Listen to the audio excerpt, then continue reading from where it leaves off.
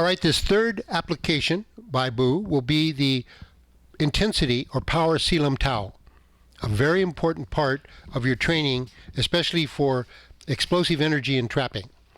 Bruce really liked this aspect of it because he was small framed and needed to really tap into as much of his fiber strength as he could so that he could be still relaxed and elastic but very powerful. And the Sil Lim Tao contributed directly to this. So we're going to have Bu go through this form slow and easy, showing you the dynamics of power application of the Sil Lim Tao moves. Okay, begin. It's dynamic tension. It's being able to feel as if you're going through hardening concrete. You're fighting your own energy. There's a certain intensity that you really experience more dramatically the more you do it, because that means the more intense you're becoming, the stronger you're becoming, so the harder it is to do it.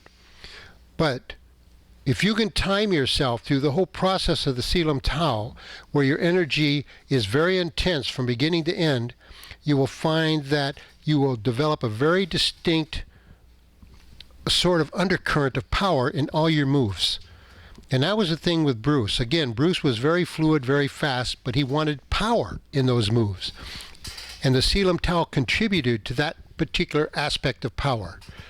So when you're doing this, don't be in a hurry. Don't, again, look to stretch or to go into the flow.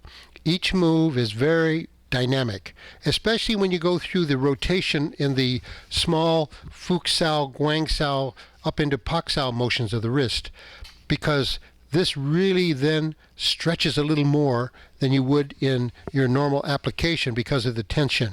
When you tense up, that tightens up the muscles, so when you stretch them, it stretches them a little differently than when they're relaxed and you stretch.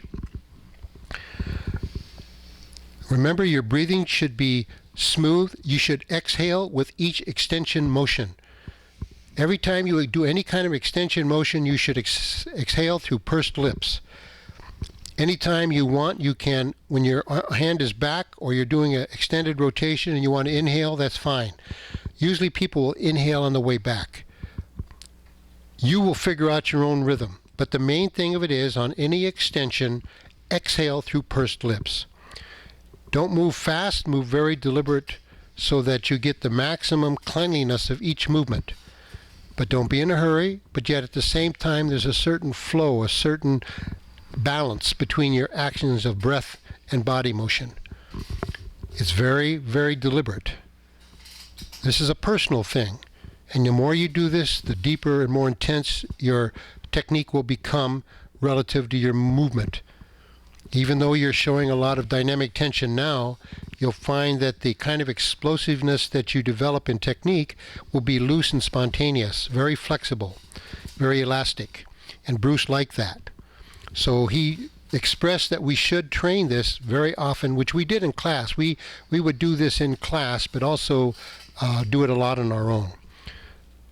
It's something that, again, each individual has to determine the level that he wants to arise to, and then he will do the appropriate exercises and training to reach that. In order to really get good in a system like ours, you need to be able to be fluid, elastic, and explosive powerful. But at no time is there tension that you would experience in, say, weightlifting and things of that nature, or a lot of times in some karate moves or even kung fu moves, hungar, there's a hardness and a stiffness in the motion. We don't have that. Not that one is better than the other, it's just that in Wing Chun Do we're very fluid and spontaneous, very elastic. So when you try and do technique, you know that you want power, but at first you won't use power, you'll use just the mechanical movements so that you understand what is involved in motion. But once your body can do the motion, then you'll begin to add power and speed, because then you're looking for applied technique.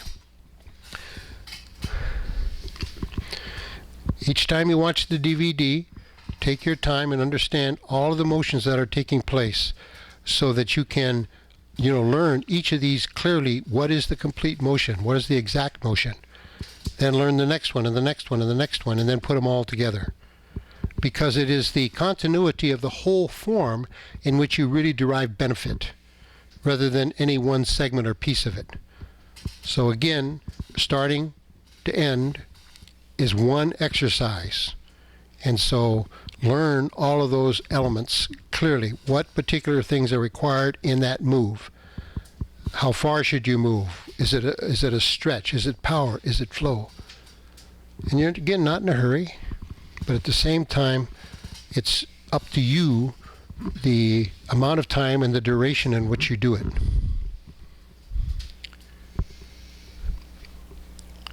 Even though you're doing flow or power, you still emphasize keeping the elbow in tight, and especially a nice tight rotation in the hand-wrist action, and keeping the center line constant.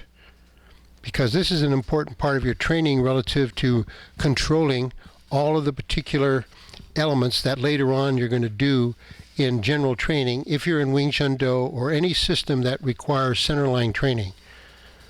You want to be able to have two weapons at any time, and the only way you can do that is to honor center line. So this is why when you're doing these kind of exercises, you'll notice that the center line is maintained, the body doesn't float, to emphasize, like when he just reached over and crossed over there. He didn't turn his shoulders in order to emphasize that particular motion. He was able to maintain the squareness.